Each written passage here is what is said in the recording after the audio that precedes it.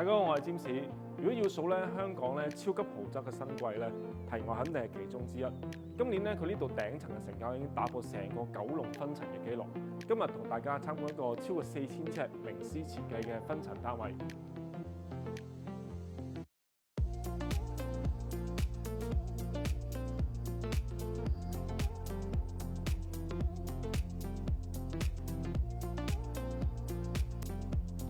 穿過電梯咧就係自己嘅私家電梯大堂啦。咁私家電梯大堂咧都係頂級豪宅嘅標配，但係咁大咧都係非常罕有嘅。喺度咧除咗可以放啲私人物品之外咧，仲可以做啲鞋櫃啦。喺度做個梳化仔，咁我咧如果可以換鞋嗰陣咧，可以慢慢坐低。同埋如果有時招呼朋友未第一次開門咧，可以請佢喺度坐低，都係非常有氣派。經過咁有氣派嘅雙推門之後咧，我哋入到嚟客飯廳。成個客飯廳咧分隔開3個區域。首先啦，我哋就嚟到呢度咧，發展商咧做咗一個小吧台，咁我可以咧喺度咧招呼朋友啊，或者招呼啲賓客喺度飲下酒，望住出面個景觀。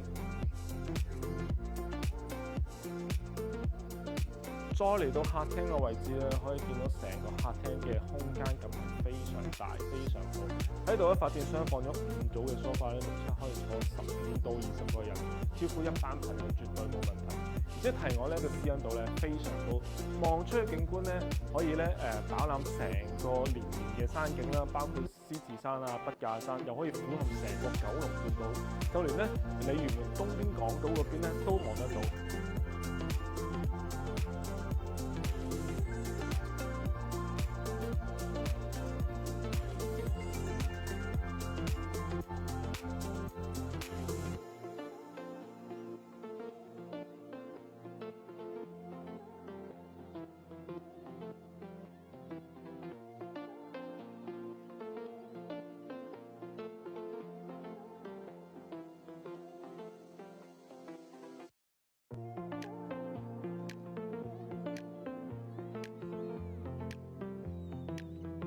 再嚟到飯廳呢邊啦，可以見到發展商咧喺度放咗個10人嘅飯台啦，但係咧旁邊都有好多空間，成個單位都採用咗落地玻璃，就算飯廳呢邊咧都有個好翠綠嘅景觀，嗰啲落地玻璃咧可以同客廳嗰邊咧形成個對流嘅作用。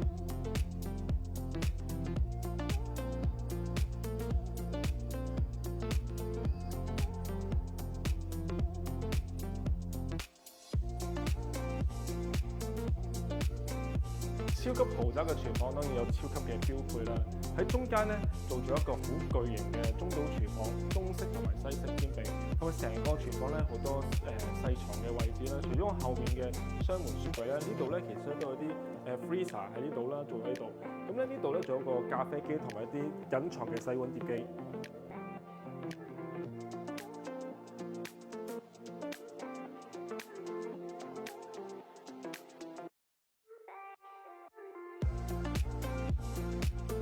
另外呢邊啦，有一個10C 爐嘅雙門大橱櫃啦，全部都係頂級嘅歐洲牌子。呢度個蒸爐同埋焗爐，但係咧最特別咧係有一個水耕機喺度咧，可以自己種一啲有機嘅蔬菜啦，提供翻健康俾你同你屋企人。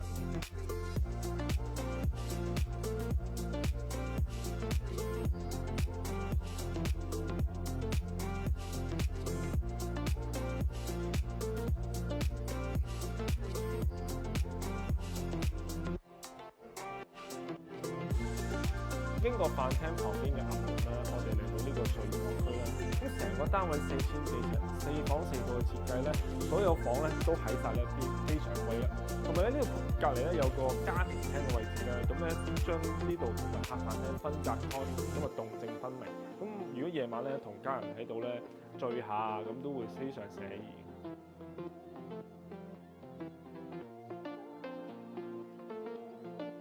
我哋嚟睇其中一個套房啦，可以見到走廊位咧，發展商已經做咗一排嘅衣櫃位啦，咁儲存空間都比較多。咁呢個咧望翻後面啦，但係咧個景觀咧都係非常翠綠，非常有私隱度嘅。咁喺呢度咧可以作為一個長輩房使用啦，同埋比較特別咧係佢所有套房嘅洗手間咧都有地暖。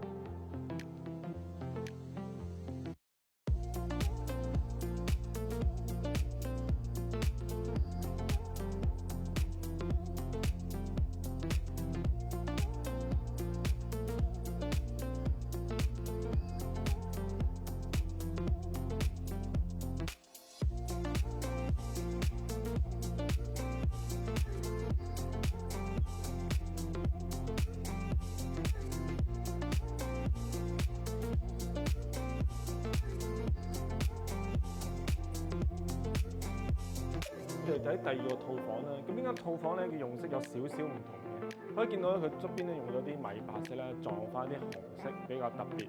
咁旁邊咧已經做咗啲衣櫃嘅位置啦，同埋咧4000幾尺咧每間房咧都有一定空間咁夠噶啦。每間房都可以做到3邊落床，咁同樣呢度都係望住一個好翠綠嘅樹景。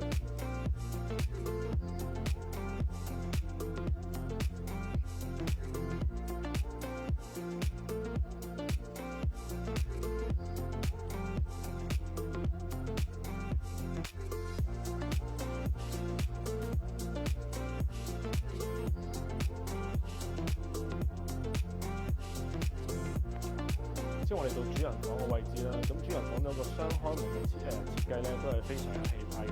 後面咧已經配備咗一個咧衣物嘅消毒櫃啦，咁係非常細心。再嗰度嚟咧，如果原本嘅交樓標準咧，咁啊可能咧個主人房太大，唔知點樣用好。咁呢度咧就發展商幫你分割開呢有幾個位置。咁呢度有一個無入式嘅衣帽間啦。再過嚟咧就係主人房嘅睡房。咁主人房嘅景觀啦，就同客飯廳同一個方向啦，可以望翻自己內園嘅綠化景，再遠眺呢個九龍半島。